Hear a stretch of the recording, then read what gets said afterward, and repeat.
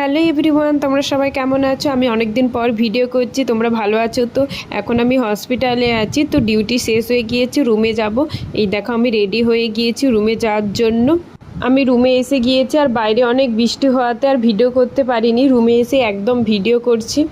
বাইরে দেখতেই পাচ্ছ অনেক বৃষ্টি হচ্ছে। আমি এখন ড্রেস চেঞ্জ করে নিয়েছি। আমি এখন সাবু ভেজাচ্ছি কারণ খিচুড়ি করব।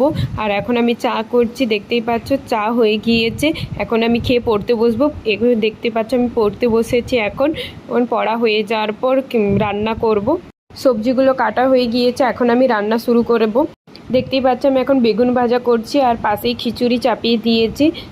খিচুড়িটা হওয়ার জন্য কিছুক্ষণ চাপা দিয়ে রেখে দেব। দেখতেই পাচ্ছ খিচুড়ি হয়ে গেছে আর বেগুন ভাজা এখন আমি খাবো।